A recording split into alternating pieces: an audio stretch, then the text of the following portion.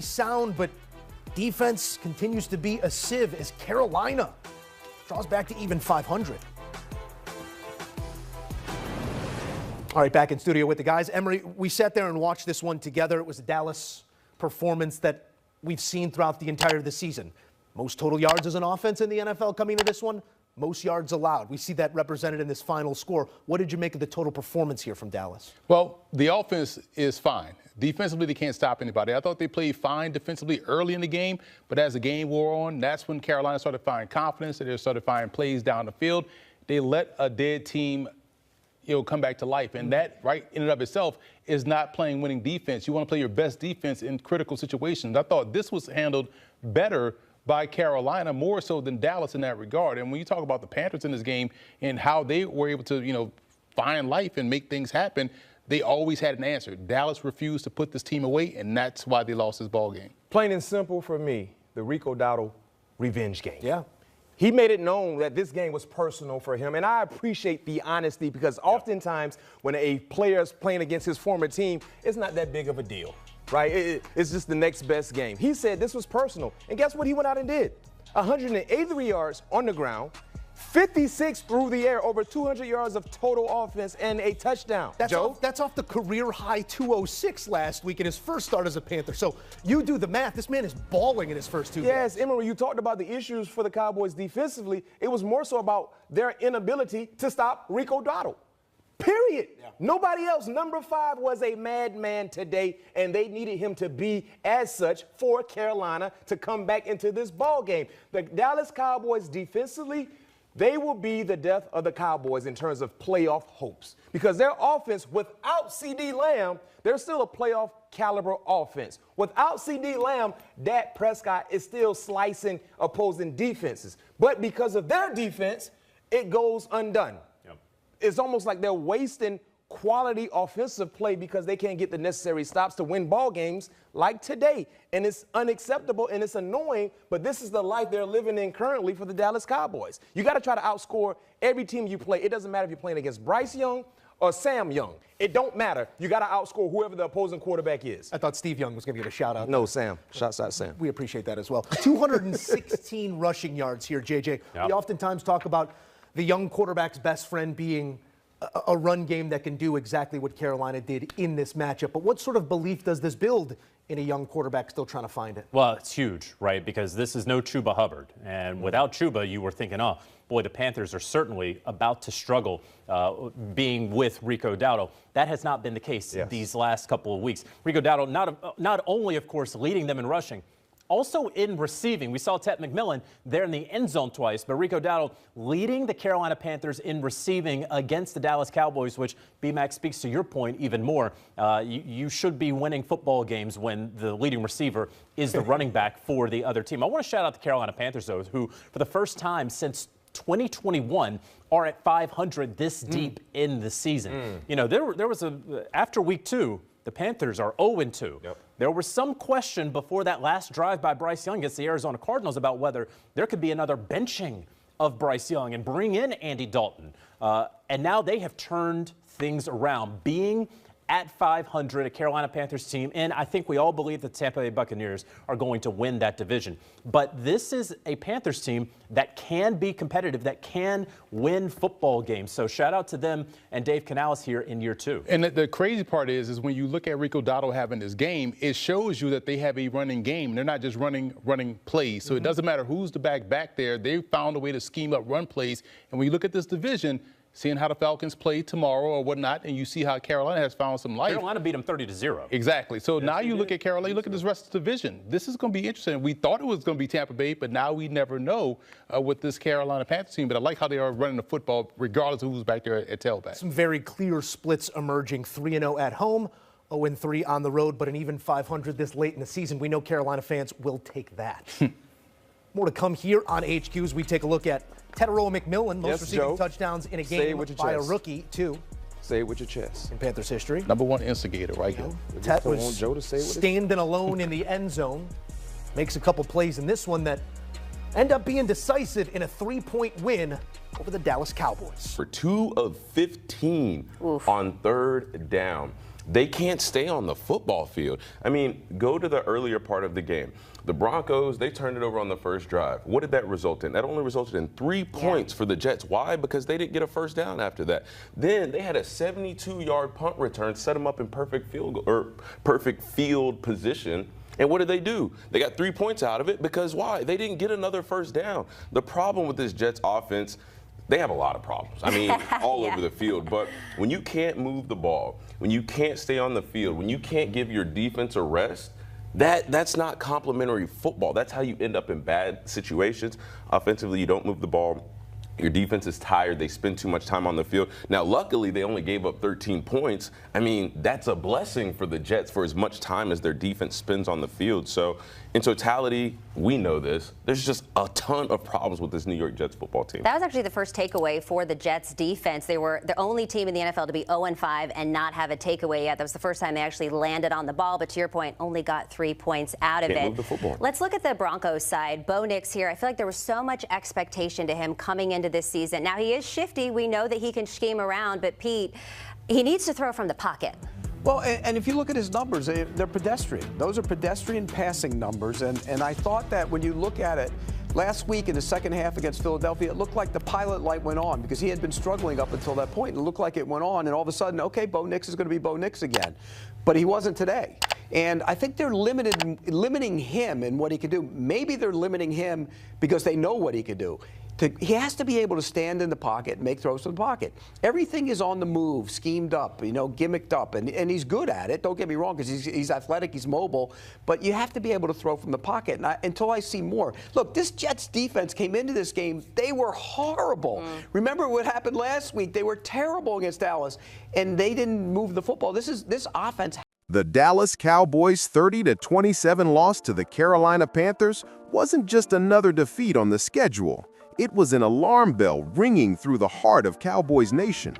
A game that started with playoff hopes and optimism ended in frustration, questions, and a sobering reminder that no team, not even America's team, is immune to collapse when discipline and leadership fade. This was supposed to be a statement game, a chance for Dallas to flex its firepower on both sides of the ball and show that the loss to Chicago was just a fluke. But instead, we saw something else entirely. A team that looked unprepared, uninspired, and at times uninterested on defense. For a roster filled with top-tier talent, it was a performance that left fans shaking their heads, wondering how something so promising can look so flat. The Cowboys went into Carolina with one mission: to dominate. The Panthers were banged up, inconsistent, and statistically one of the weakest offensive units in the NFL. Yet by the time the final whistle blew, Carolina had racked up over 400 total yards, 27 first downs, and a ground attack that made the Cowboys' defense look like a shell of its former self. Rico Dowdle, the former Cowboys back, the player this organization let walk, ran wild. 30 carries for 183 yards, 6.1 yards per carry, plus 56 more through the air. Over 200 total yards against the team that once drafted and developed him. It wasn't just a good game, it was a message, and that message was simple. Dallas let the wrong man go. But Dowdle wasn't the only story. Bryce Young, a rookie quarterback still trying to find his rhythm, looked poised and confident against a Cowboys defense that has forgotten how to pressure the passer. 1 sack. 1. That's all Dallas managed against a Carolina offensive line that has struggled all season. The pass rush, once a point of pride for this franchise, looked non-existent. There was no intensity, no adjustment, and no sense of urgency when the game was on the line. And that brings us to defensive coordinator Matt Eberflus. Cowboys Nation is running out of patience. The schemes are predictable. The blitzes come late or not at all. The linebackers look lost in coverage. And the tackling, well, it's the kind of sloppy, half-hearted effort that gets you beat in December. Jerry Jones brought in Eberflus believing he could craft a disciplined, system-driven unit. But what we saw on Sunday was chaos. A defense without identity. Eberflus's system relies on gap control and assignment discipline, but when players are out of position, it collapses. On multiple plays, the defensive ends over-pursued, leaving massive lanes open for Dowdley to cut back and break free. The safeties were caught cheating up, and Carolina capitalized with easy completions over the middle. By the fourth quarter, you could see it. The Cowboys' defense was worn down physically and mentally. The numbers tell the story. Carolina possessed the ball for nearly 37 minutes. Dallas, barely over 23. You can't win that way, not in today's NFL. When your defense can't get off the field, your offense loses rhythm, your quarterback gets cold, and your confidence disappears. And yet, the frustrating part is, there were flashes. Dak Prescott was sharp. He wasn't perfect, but he was efficient, poised, and smart with the football. 2 touchdowns, 0 interceptions, and 27 points on the road should be enough to win. George Pickens continues to be a bright spot, turning short routes into game-changing plays.